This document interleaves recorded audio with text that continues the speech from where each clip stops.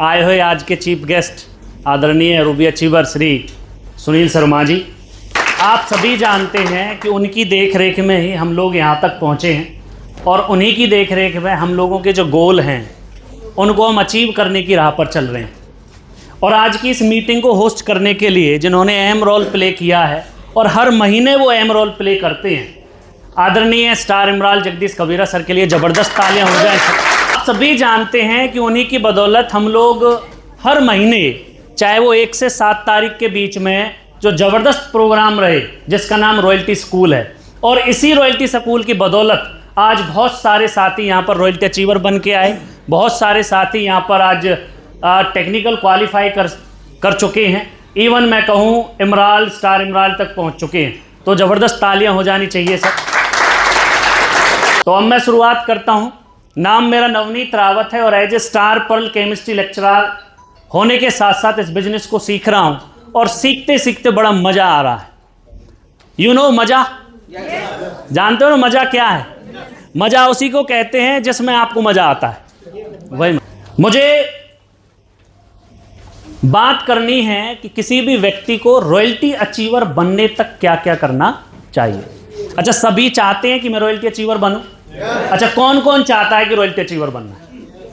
सब चाहते हैं। अभी भी कुछ लोग ऐसे हैं जो नहीं चाहते हैं। अरे भैया हाथ खड़े करने में, हाँ भगवान देख रहे हो आप, ये नहीं चाहते। बहुत बढ़िया, बहुत बढ़िया। तो सबसे पहले हमें जानना है कि रॉयल्टी क्या होती है, और मुझे लगता है कि आप लोगों को भी पता होगा रॉयल्टी क्या है, क्योंकि आरसीएम बिजनेस में लोग आने के बाद रॉयल्टी जैसे शब्द को जान पाते हैं।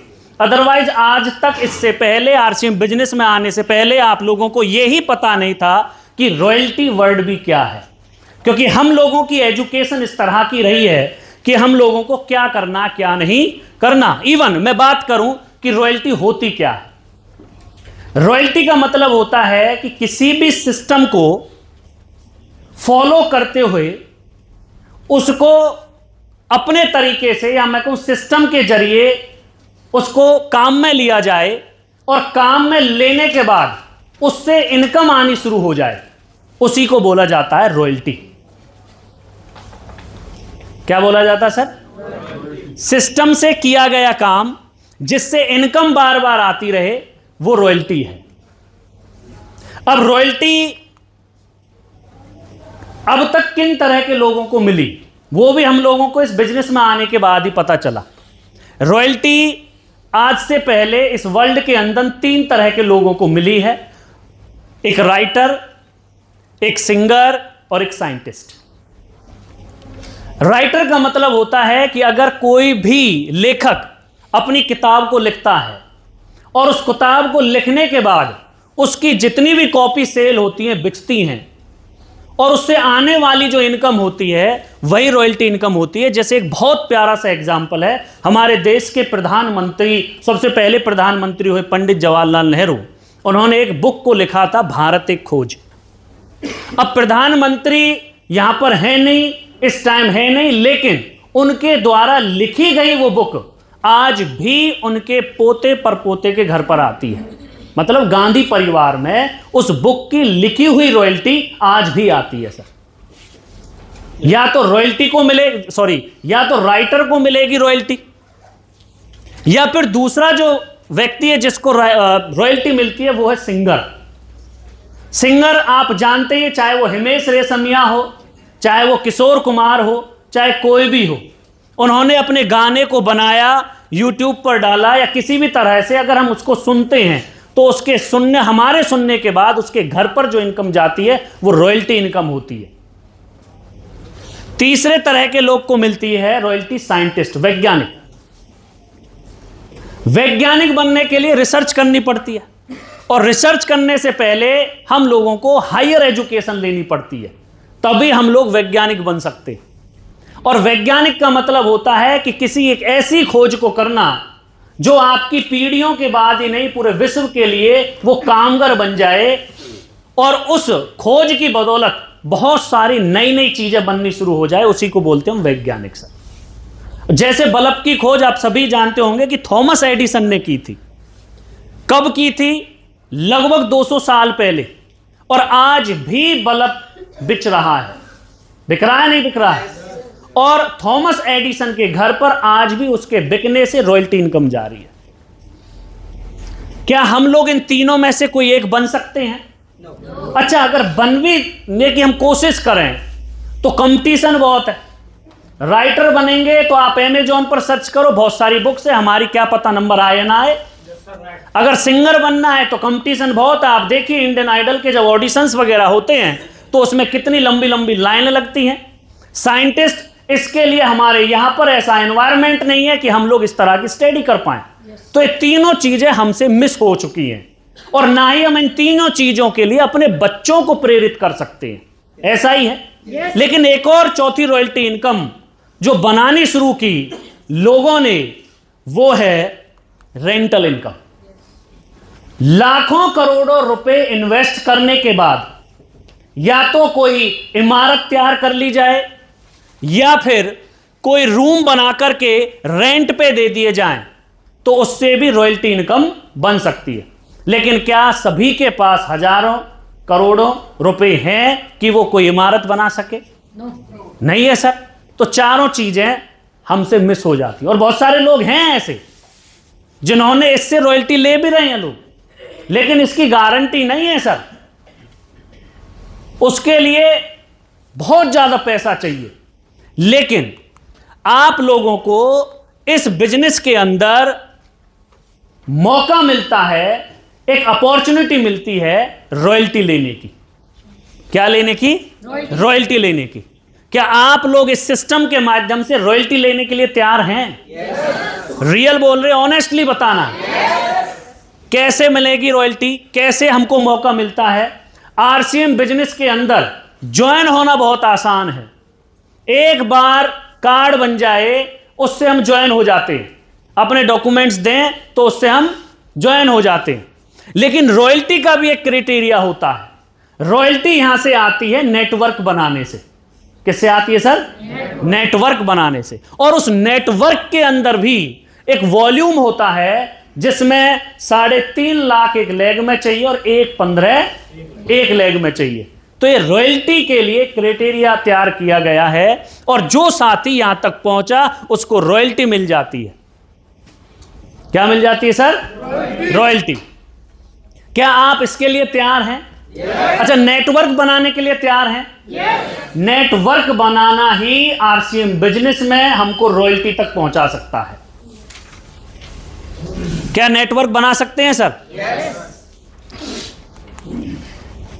तो मैं आपको बता देता हूं नेटवर्क बनेगा कैसे।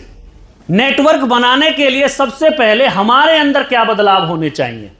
अगर आपको किसी भी लेवल पर पहुंचना है, उसके लिए इस बिजनेस के अंदर कुछ काम करने होते हैं जिससे आप रॉयल्टी लेवल तक पहुंच सकते हैं। पहला काम क्या है? आप जैसे इस बिजनेस के अंदर ज्वाइन होते हैं तो आपका एक ड्रीम बनता है कि मैं यहां से रॉयल्टी ले सकता हूं। लेकिन उस रॉयल्टी तक पहुंचने के लिए आपको क्या करना पड़ता है? सबसे पहले यूजर बनना पड़ता है। क्या बनना पड़ता है?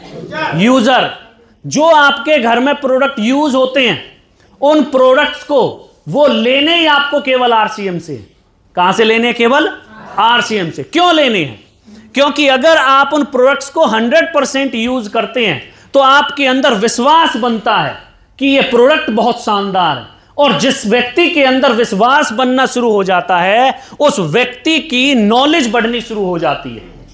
जैसे हमारे जगदीश सर ने अभी कुछ टाइम पहले एक टास्क दिया था संजीवनी प्रास का।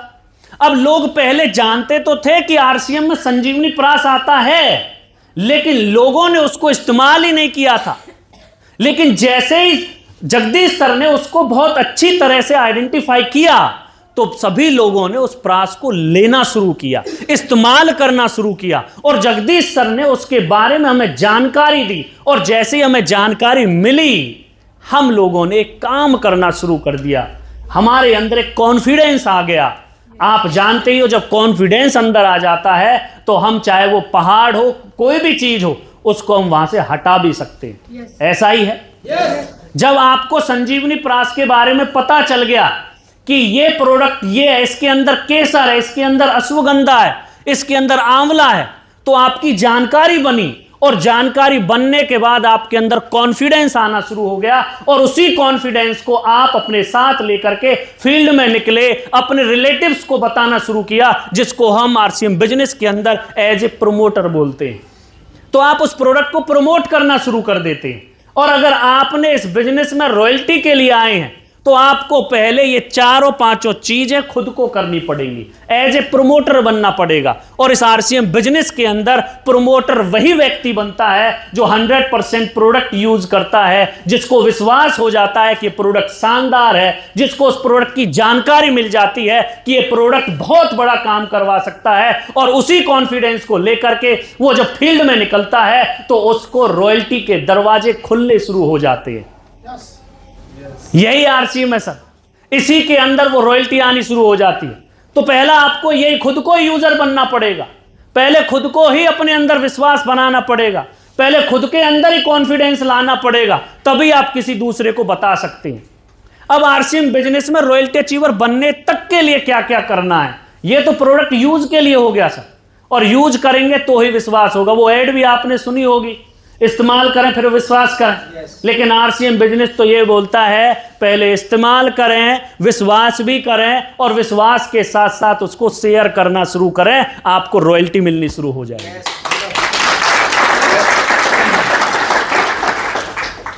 इसमें 4P है, 4P फॉर्मूला आपको इसमें लेना पड़ेगा। ये 3P है सर। जगदीश सर ने मुझे बताया कि सर आप इसमें एक और पॉइंट ऐड कर सकते हैं, वो मैं नहीं कर पाया इस स्लाइड के अंदर। लेकिन 4P से आप लोग रॉयल्टी तक पहुंच सकते हैं, लेकिन कहीं ना कहीं आपको वही है, नॉलेज अपने पास रखनी पड़ेगी, आपके अंदर कॉन्फिडेंस रखना पड़ेगा, तभी आप लोग इस 4P फॉर्मूले को अपने लिए, अपनी रॉयल्टी तक के लिए लेके जा सकते हैं। वो क्या है? सबसे पहला आता है सर प्लान। अभी बबलू सर ने बड़े शानदार तरीके से हम लोगों को बताया कि नए व्यक्ति को कैसे शुरुआत कराई जाती है। ऐसे ही जब कोई व्यक्ति इस बिजनेस के अंदर आता है तो उसके सामने सबसे पहले एक चीज आती है कि इसकी जानकारी कैसे ली जाए, और जानकारी में पूरा का पूरा जो जानकारी है वो हमारे प्लान के अंदर ही है। उस प्लान में ही बताया जाता है, अगर हम किसी डिस्ट्रीब्यूटर को प्लान देने के लिए जाते हैं उसी में पता चलता है कि यहां पर 10 से 20% का डिस्काउंट भी मिलता है। इसी प्लान में पता चलता है सर 2 से 45% हमको यहां पर पार्टनरशिप मिलती है, इस प्लान से ही पता चलता है। और जो व्यक्ति ये प्लान बार बार बार बार फील्ड में देना शुरू कर देता है, वो रॉयल्टी के लिए, अपनी रॉयल्टी जो अचीवमेंट है उस तक पहुंचने के लिए काम करना शुरू कर देता है। किसके माध्यम से? प्लान के माध्यम से। तो पहला P है। दूसरा प्रोडक्ट। अगर आप प्लान देते हैं, कई बार हम जाते हैं फील्ड के अंदर और प्लान काम नहीं कर रहा और आपके पास प्रोडक्ट ही नहीं है, तो वो आपके साथ जुड़ेगा ही नहीं सर। जहां पर प्लान काम नहीं करता वहां पर हमारे प्रोडक्ट काम कर देते हैं, और जहां पर प्रोडक्ट काम नहीं करता वहां हमारा प्लान काम कर देता है। अगर आप लोग इन दोनों चीजों पर काम करते हैं तो आप रॉयल्टी तक पहुंचना शुरू कर देते हैं। इसलिए एक चीज हमेशा ध्यान रखनी है, अगर आप किसी को प्लान के लिए जाते हैं तो हमेशा प्रोडक्ट अपने पास होने जरूरी है। क्योंकि हम लोग फील्ड में, प्रैक्टिकल बता रहा हूं, कई बार मैं अपने कुछ ऐसे टीचर्स के बीच में प्लान देने के लिए गया जहां पर वो मुझे देख करके हंसने लगे, उस कार्ड को देख करके हंसने लगे कि तुझे नवनीत याद है जब तू फर्स्ट क्लास में, सेकंड क्लास में पढ़ता था तो इसी तरह का एक कायदा हुआ करता था, राजकमल उसका नाम था, तू तो ऐसे कार्ड को लेके घूम रहा। तो इसका मतलब क्या? वहां पर ईगो आ गई, उन्होंने उस प्लान को समझा ही नहीं। फिर लास्ट में ब्रह्मास्त्र निकलता है, प्रोडक्ट। प्लान समझ में नहीं आ रहा है, नो प्रॉब्लम भाई, लेकिन क्या तू साबुन यूज करता है? बोला हाँ करता हूं, बस वो डब वाला छोड़ना है और अपना सेंसेशन लेना है। मिर्च यूज करता है, वो गाय चाप छोड़नी है और अपनी स्वेच्छा की लेनी है। वो हल्दी यूज करता है, अपनी आरसीएम की हल्दी यूज करनी है। तो जहां प्लान काम नहीं करेगा वहां प्रोडक्ट काम करेगा। आप लोगों को प्लान के साथ साथ जब फील्ड में जाना है तो प्रोडक्ट साथ लेके चलना है। चल सकते हो सर? क्योंकि रॉयल्टी बनना है, और रॉयल्टी बनने तक के लिए काम करने, ये बेसिक काम है। हमें पता होने के बावजूद भी हम इन्हें नहीं कर पाते हैं। ये मैं प्रैक्टिकल बता रहा हूं।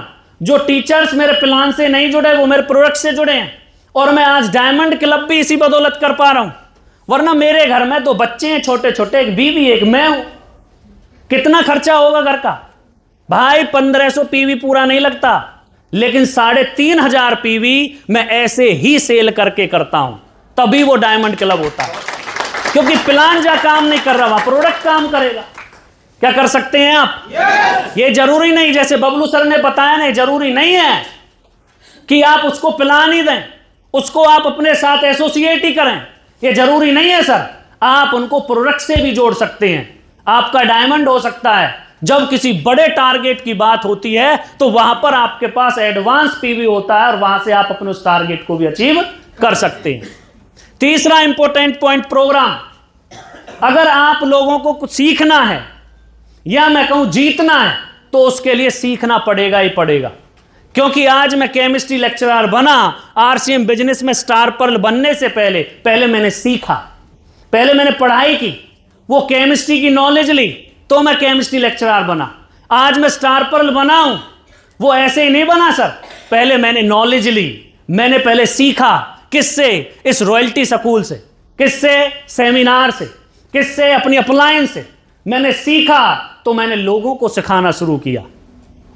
तो आप लोगों को अगर जीतना है तो सीखना है, और इस बिजनेस के अंदर केवल महीने में आपको 2 ही प्रोग्राम अटेंड करने हैं अगर रॉयल्टी अचीवर बनना है। कितने प्रोग्राम? 2 महीने में। अब 2 प्रोग्राम कौन से? एक सेमिनार और एक ट्रेनिंग प्रोग्राम। ट्रेनिंग प्रोग्राम हमारा रॉयल्टी स्कूल है, सेमिनार कोई भी हो सकता है महीने में, और 8 कोर्स स्टेप के अंदर एक चीज आती है, वही है प्रोग्राम की भी बात सर। सेमिनार आपको विजन देता है, ट्रेनिंग प्रोग्राम हमको क्या करता है बताइए भाई? विजन हमको मिला सेमिनार से, लेकिन ट्रेनिंग प्रोग्राम हमको देता है क्या? एजुकेशन। और वो एजुकेशन जो बेसिक होती है, जो एक नर्सरी क्लास में एक मदर टीचर बच्चों को सिखाती है कि अल्फाबेट्स में ABCD होते हैं, 12 खड़ी होती हैं, इन शब्दों को जोड़ने से ही आप हिंदी बोल सकते हो, इन्हीं 12 खड़ियों को जोड़ने से आप इंग्लिश बोल सकते हो। वही है ये मदर टीचर रॉयल्टी स्कूल। अगर आपने लगातार इस प्रोग्राम में आना शुरू कर दिया, और आप चाहते हैं कि आपका जो बिजनेस पार्टनर है, जिनके ड्रीम आपके साथ जुड़े हुए हैं, और आपने इस प्रोग्राम में लाना शुरू कर दिया, भाई मैं गारंटी दे रहा हूं 1 साल में नहीं 6 महीने में आपकी रॉयल्टी आ सकती है, केवल 6 महीने। लेकिन आना पड़ेगा, लगातार प्रोग्राम से जुड़ना पड़ेगा। 4th P है परफॉर्मेंस। आप तीनों काम कर रहे हैं, प्लान भी दे रहे हैं, प्रोडक्ट भी दिखा रहे हैं, प्रोग्राम में भी आ रहे हैं, और अगर आपकी परफॉर्मेंस नहीं आ रही है तो आपको कुछ भी नहीं होता, आप कुछ भी नहीं कर सकते सर। क्योंकि ओरिएंटेड रिजल्ट चाहिए।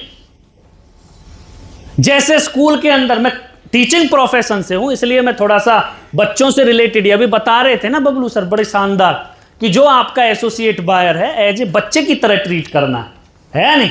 तो मैं बच्चों वाली बात बताऊं।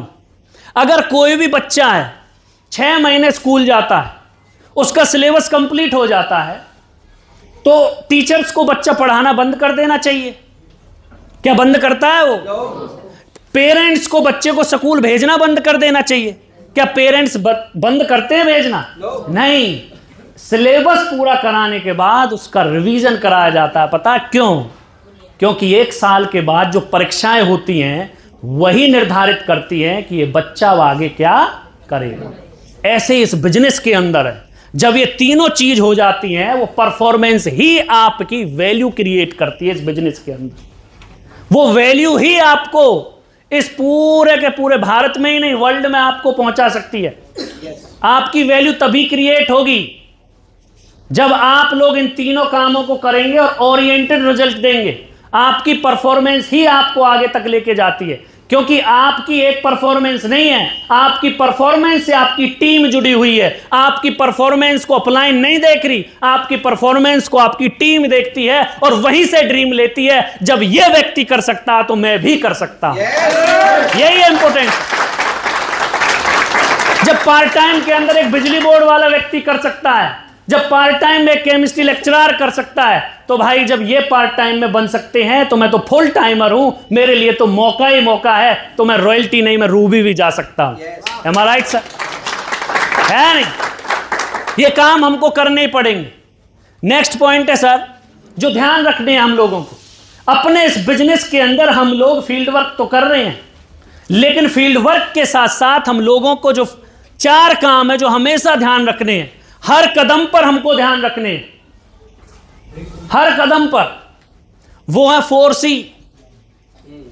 4C इस बिजनेस के अंदर जिस व्यक्ति ने 4C पर काम किया है वो रियल में ही अपनी अचीवमेंट पर पहुंचा है। जिन लोगों को 8 साल 10 साल 15 साल आपको मिलते होंगे फील्ड में, मैंने 15 साल पहले किया था इस बिजनेस को, मैंने 20 साल पहले मैं इसमें ज्वाइन हुआ था, लेकिन वो लोग इन 4C से दूर रह जाते हैं, जिसकी बदौलत वो कोई अचीवमेंट नहीं ले पाते। जिसमें सबसे पहली C आती है कैश। आपका लेन देन, आपका लेन देन कैसा है, किसके साथ? पिकअप सेंटर के साथ, आपकी टीम के साथ, आपके अपलाइन के साथ। अगर आप कमिटेड होकर के काम कर रहे हैं तो आपका कैश सही रहेगा। उनके साथ ही हमको फाइन ट्यून बनानी है, क्योंकि हमारा बिजनेस हमसे नहीं जुड़ा हुआ सर, हमारा पूरा बिजनेस हमारे पिकअप सेंटर से जुड़ा हुआ है। अगर वही हमको सुविधाएं नहीं देंगे तो क्या करेंगे सर? हम वही पहुंच जाओ 20 साल पहले वाली बात पे, गाड़ियां भरेंगे, अपने घर में स्टॉक रखना पड़ेगा और उसको फिर ढोते रहेंगे। लेकिन पिकअप सेंटर जैसे इस बिजनेस के अंदर आए, जगह जगह खुलने शुरू हुए और हमारा उनके साथ लेन देन शुरू हुआ, हम लोग अपनी मनचाही अचीवमेंट को पूरा कर सकते हैं। अगर हमारा कैश का लेन देन का जो रिलेशन है वो अच्छा है तो हम बेहतर बन सकते हैं, बेहतर कर सकते हैं। नेक्स्ट पॉइंट, नेक्स्ट C है सर करेक्टर। करेक्टर आपका कैसा है, आप किस तरह के करेक्टर में हैं? अगर आपका प्लान देना अच्छा है तो क्या आप अपने करेक्टर जैसा करेक्टर तैयार कर रहे हैं? यहां पर यह मायने नहीं रखता कि ऑलराउंडर में बनूंगा, क्रिकेट में है सर, वो बॉलिंग भी कर सकता है, फील्डिंग भी कर सकता है, लेकिन RCM बिजनेस के अंदर एक व्यक्ति ऑलराउंडर नहीं बन सकता। उसको कुछ टाइम के बाद वो चीजें टीम को दिखानी पड़ेंगी, सिखानी पड़ेंगी। अगर मेरा कैरेक्टर प्लान देने का बहुत बेस्ट है तो मुझे अपनी टीम के अंदर प्लान देने वाले तैयार करने पड़ेंगे। मेरा कैरेक्टर उसी टीम के अंदर जाना चाहिए। अगर मेरा कैरेक्टर है प्रोडक्ट को शेयर करना बहुत अच्छा है तो मुझे अपनी टीम के अंदर वो कैरेक्टर उतारना पड़ेगा कि भाई मैं प्रोडक्ट बहुत अच्छा शेयर कर लेता हूं, आपको भी ये चीज सीखनी पड़ेगी। अगर आपका कैरेक्टर है प्रोग्राम को प्रमोट करने का तो आपको वो कैरेक्टर अपनी टीम के अंदर देना पड़ेगा, तभी आप लोग अपनी टीम को डुप्लीकेट करवा पाएंगे। क्योंकि ये बिजनेस खुद से नहीं चलता, ये बिजनेस डुप्लीकेशन से चलता है। वो बोलते हैं ना जगदीश सर, जैसी कोको वैसे बच्चे। जैसे आप हो, अगर आपका प्लान ऐसा ही है तो आपकी टीम में भी ऐसे ही रहेंगे सर। आप जैसे खुद हैं वैसे ही आपकी टीम में आपको मिलेंगे, और व्यक्ति उसी के साथ ज्यादा टच में रहना पसंद करता है जो जैसा रहता है। अगर आपको किसी की चुगली करने में मजा आता है तो वो उस व्यक्ति को ढूंढ ही लेता है, उसी के साथ बात कर, सबसे ज्यादा बात उसी के साथ करेगा वो। रियल बता रहा हूं, क्योंकि वो इंतजार करता है उस वक्त का कि कब ये चुप हो और मैं अपनी शुरू करूं। है नहीं सर? अगर आप लोग बहुत अच्छा दिखते हैं तो अच्छा दिखने वाले के साथ आप बोलते हैं, तो हम इसमें बोल सकते हैं कि जैसी रंगत वैसी, संगत जैसी वैसी रंगत। है नहीं सर? तो आप लोगों को अपना कैरेक्टर जैसा है, अगर आपका कैरेक्टर ही ढीला है, ना प्लान देते हो, ना प्रोडक्ट शेयर करते हो, ना प्रोग्राम में जाते हो, तो भैया आपकी टीम का भी कैरेक्टर ढीला रहेगा। क्लियर? जब आप ही नहीं जाओगे तो टीम कहां से आएगी? है नहीं? तो कैरेक्टर मजबूत कर सकते हो? पक्का? चलिए नेक्स्ट C है सर कमिटमेंट। आपने एक फिल्म सुनी देखी होगी, साला जो कमिटमेंट मैं करता हूं फिर अपने आप की भी नहीं सुनता। है, सुनिए डायलॉग, शायद सलमान खान की है, दबंग वांटेड। हाँ, जो कमिटमेंट मैंने कर दी फिर मैं अपने आप की भी नहीं सुनता। आप सुन लेते हो क्या? क्या आप अपने आप की सुन रहे हो? अरे भैया जो कमिटमेंट कर दी, साला दिसंबर मंथ में मैं जो सितंबर मंथ में किया था उससे भी 20% की ग्रोथ करूंगा। ये आप अपनी अपलाइन को नहीं बोलते, ये अपनी उस फैमिली को बोलते हैं जिसके लिए आप काम कर रहे हैं। आपकी कमिटमेंट ही आपको आपके ड्रीम तक पहुंचाती है। आपकी कमिटमेंट ही आपको आपकी टीम के अंदर रोल मॉडल बनाती है। आपकी कमिटमेंट ही आपको आपकी टीम के अंदर एक लीडर बनाती है। ये कमिटमेंट आपकी एक स्ट्रॉन्ग कमिटमेंट होनी चाहिए कि वो सुनते हैं ना भाई, सर जो बोल देते हैं ना वो हो जाता है। मैं अपनी टीम में सुनता हूं, अपनी टीम से कई बार कि प्रताप सर ने ऐसा बोला था और ऐसा ही होगा। भैया कमिटमेंट के पक्के हैं। वो सुनील सर बता रहे थे कि 2025 में कंपनी का टर्नओवर इतना जाने वाला है और किसका क्या जाएगा मुझे नहीं पता, लेकिन मेरा इतना जाएगा और वो जाता है। सर हम अपनी टीम में चर्चा करते हैं कि जगदीश सर ने एक बात बोली थी कि दिसंबर मंथ में बहुत बड़ा काम होगा और वो होगा सर। बाद में टीम बोली कि सर ने जैसा बोला था वैसा हुआ ना। पता वो क्यों होता है सर? क्योंकि वो कमिटमेंट के पक्के हैं। अगर आपको भी कमिटमेंट का पक्का बनना है तो जो आपने टास्क ले लिया, जो टारगेट आपने ले लिया, अगर आपने टारगेट ले लिया इस मंथ किसी साथी को बिगनर बनाने का, साला कुछ भी हो जाए वो बिगनर अचीवर बनना ही चाहिए। अगर आपने टारगेट ले लिया है किसी साथी को बोनस में लाने का, साला कुछ भी हो जाए वो साथी बोनस अचीवर बनाना ही बनाना है। अगर आपने खुद से टारगेट ले लिया है कि सर चाहे कुछ भी हो जाए मुझे इस महीने अपनी रॉयल्टी लेनी है, तो भाई आप पक्के रॉयल्टी पर जाओगे। अगर आप इंतजार कर रहे हो टीम का, अपलाइन का, ना तो अपलाइन के लिए कर रहे हो ना टीम के लिए कर रहे हो, भैया अपने सपनों को देखो। आपकी बीवी इंतजार कर रही है कि 4 साल से आरसीएम कर रहा है, पता नहीं कब गाड़ी में बैठाएगा। क्लियर बता रहा हूं। आपके बच्चे इंतजार कर रहे हैं, पापा पिकनिक मनाने के लिए बोलते हैं बेटा अगले साल लेके चलूंगा। अरे उनके लिए करना है। मैं कल एक टीम के साथ बैठा था, सितंबर मंथ में बहुत शानदार बिजनेस क्लोज हुआ और वो लेडी लीडर, मैंने उनसे उसका चेक पूछा कि कितना चेक आया। उसने बताया सर 22,400। कैसा फील हो रहा है? बहुत अच्छा फील हो रहा है। क्या दोबारा लेना चाहते हो? हाँ सर मैं लेना चाहती हूं, लेकिन कैसे आएगा? मुझको करना पड़ेगा। नहीं करमवीर सर करेंगे या नवनीत सर करेंगे? नहीं सर मुझे को करना पड़ेगा, क्योंकि 22,400 तो तेरे आए हैं, करमवीर सर के तो और ज्यादा आए होंगे ना। वो देखना पड़ेगा। जिसको जिस चीज का मजा लेना है उसके लिए खुद को ही काम करना पड़ेगा। क्लियर बता रहा हूं भाई। अगर आपको रॉयल्टी के चेक से मजा आ रहा है तो वो रॉयल्टी का चेक आपको ही लेना पड़ेगा। अगर आप अपनी अपलाइन को चेक को देख करके खुश हो रहे हैं तो उस चेक के लिए आपको ही काम करना पड़ेगा। भैया कोच तो आपको बता सकता है, रिंग में खुद को ही कूदना पड़ेगा। बहुत बढ़िया। पूछ सकते हैं पक्का।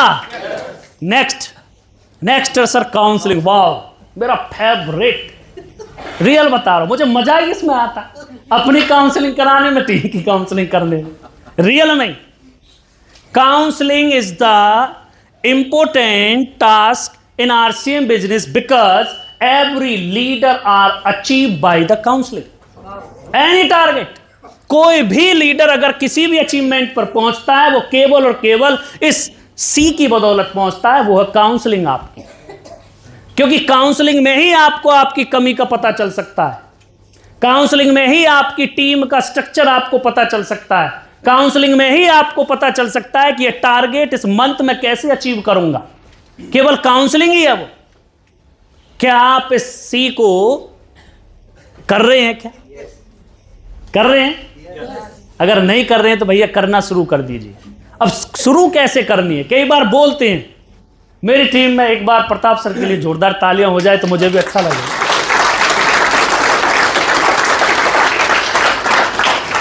प्रताप सर कई बार बोलते हैं मास्टर देखिए ऐसा है, ये बिजनेस जो है ना वो सारा का सारा टीम के लीडर्स के साथ बैठना होता है और टीम के लीडर्स के साथ बैठना ही काउंसलिंग है। और जिस अहम पार्ट को हम छोड़ते हैं इस बिजनेस के अंदर, आप क्या जान रहे हो? काउंसलिंग के लिए सुपर डुपर बोर्ड मार्कर या मैं कहूं कुछ भी लेके चलना पड़ेगा ना। टीम लीडर्स के साथ बैठिए, कॉफी पर चाय पर कैसे भी बैठिए, उनसे बातचीत कीजिए, वही काउंसलिंग है। और हम लोग सब काम कर रहे हैं, कैश भी सही चल रहा है, करेक्टर भी सही है, कमिटमेंट भी सही है, साला प्लान सही दे रहे, प्रोडक्ट सही दे रहे, प्रोग्राम सही कर रहे, परफॉर्मेंस अच्छी आ रही है, लेकिन यही काम नहीं कर रहे, काउंसलिंग ही नहीं कर रहे भैया। लीडर्स के साथ फोन कॉल चल रही, सर मेरी बात हुई थी शाम को। ना भैया, फोन पर बात करना इंपॉर्टेंट नहीं है, फोन पर तो बॉयफ्रेंड गर्लफ्रेंड भी बात करते है नहीं। लेकिन जहां पर बैठना शुरू हो जाता है वहां पर आपको सारा कुछ ट्रांसफर होना शुरू हो जाता है। अगर फोन से या मैं कहूं यूट्यूब पर बहुत सारे प्रोग्राम, और ये भी प्रोग्राम आ जाएगा सर यूट्यूब से, लोग इंतजार करते हैं सर यूट्यूब पर आ जाएगा। है एक टीम कुछ इस तरह के लोग, वो कहेंगे सर यूट्यूब पर जगदीश सर भेज देते हैं, रॉयल्टी स्कूल में जाने की क्या जरूरत है। अरे भैया, यूट्यूब से वो एनर्जी ट्रांसफर हो ही नहीं सकती। यूट्यूब से वो माहौल ट्रांसफर हो ही नहीं सकता जो साला फिजिकल आकर के होता है। जो एनर्जी आपके अंदर है वो ट्रांसफर तभी तो होगी। माहौल से में ही ट्रांसफर होती है। बच्चा, अच्छा मैं फिर से एक एग्जांपल लूंगा। लॉकडाउन लगा, क्लासेस चली, ऑनलाइन क्लास थी, तो मेरी मैडम कभी कभी अपनी क्लास लेती है तो उसमें क्या करती है, वो उसको लगा लेती है। अब जो लीड वगैरह जो अलग तरीके का ही फोन था उसका, इस तरह से हेयर बैंड तरीके का, उसको लगा लेती है, आराम से लेट करके क्लास लेती है। मैं पूछता हूँ क्या कर रही है? क्लास चल रही है मेरी। कहाँ क्लास? ये रही ना क्लास। अरे भैया, उस मास्टर की एनर्जी ट्रांसफर होगी क्या? उस टीचर के साथ आई कांटेक्ट बनेगा क्या? और मैं आपकी जानकारी के लिए बता देता हूं भाई, साइंटिफिक फैक्ट है, जहां पर आई कांटेक्ट होना शुरू हो जाए वहां पर उस टीचर की एनर्जी आपके अंदर ट्रांसफर होनी शुरू हो जाती है। Real fact. जब तक आई कांटेक्ट होगा नहीं तब तक बात बनने वाली नहीं। क्योंकि आई कांटेक्ट से ही तो पता चलेगा इसके अंदर क्या चल रहा है। वो बोलते हैं ना, एक सब्जेक्ट है साइकोलॉजी, मनोविज्ञान, अपने मास्टर बड़ा बहुत शानदार बोलते हैं उस पर। साइकोलॉजी है एक सब्जेक्ट बड़ा शानदार, साइकोलॉजी। साइकोलॉजी में आप लोग फोन पर या मैं कहूं वीडियो कॉल पर उसके अंदर क्या चल रहा है वो आप जान ही नहीं सकते। वो साइकोलॉजी काम ही तब करती है जब आप उसके सामने फिजिकल खड़े हो। वो साइकोलॉजी काम कर ही नहीं सकती ऐसे। तो अगर आप लोगों को अपनी टीम को रॉयल्टी लेवल तक पहुंचाना है और अपने आप को रॉयल्टी लेवल तक बरकरार बनाए रखना है भैया, उसके लिए इस तरह के फिजिकल प्रोग्राम अटेंड करने पड़ेंगे, वरना आपका कुछ होने वाला नहीं है। मैं अब तक बताता रहा, मैं भी नहीं आता था 4 साल पहले, लेकिन जब पता चला यार ये काम से जिससे मैं दूर हूं वह फिजिकल जाना ही पड़ेगा। मैं भी बोल देता था सर से कि सर यूट्यूब पे जाएंगे, वरना आप तो आओगे लेकर के काउंसलिंग सर की, मुझे बता देना एज इट इज। लेकिन जो सर के अंदर जो चला हुआ है भैया, वो ट्रांसफर कैसे होगा? वो ट्रांसफर तो तभी होगा ना जब सर के साथ बैठेंगे, है नहीं? तो आज के बाद आपको अपनी टीम की काउंसलिंग करनी शुरू करनी है। और काउंसलिंग का मतलब ये नहीं है कि कुछ करके जाना है भैया, उसके साथ केवल बैठना, आई कांटेक्ट बनाना, फिजिकली आपको बैठना उनके साथ। क्या बैठ सकते हैं? मैंने बैठना शुरू किया भाई, मेरा बिजनेस बढ़ गया। रियल बता रहा हूं, इस 1 साल के अंदर ये विदा हो रहा 2024, बड़े बड़े झंडे गाड़ दिए केवल बैठने की बदौलत। साला 12 बजे सर बोलते थे जा बैठ, तेरी टीम। साला 12 बजे हम और डॉक्टर नेपाल जी आते, हम रोहतास जी आते, राकेश सर के साथ रहते, रात के 11 बजे केवल क्या कर रहे हैं? बैठ ही तो रहे हैं। अच्छा, बैठने के बाद होगा क्या? वहां पर आरसीएम की तो बात होंगी, आरसीएम की बात होंगी ना, टीम में क्या माहौल बना हुआ उसी की तो बात होंगी ना। तो भैया बैठना शुरू करना है, कर सकते हैं। इसी काउंसलिंग की बदौलत बड़े बड़े वर्ल्ड कप जीते गए सर। इसी काउंसलिंग की बदौलत एक आम व्यक्ति साला आतंकवादी भी बन जाता है, और इसी काउंसलिंग की बदौलत एक आम व्यक्ति एक बहुत बड़ा ट्रेनर भी बन जाता है, केवल और केवल काउंसलिंग। क्या है सर? और ये सबके सब पॉइंट एक दूसरे के पूरक हैं। ये काउंसलिंग 4थे नंबर पर इसलिए नहीं लिखी सर, वरना पहले पे भी लिख देता। जिसके तीनों सही है ना, उसका चौथा अपने आप सही होना शुरू हो जाता है। कर सकते हैं? पक्का? Thank you so much and thank you so much.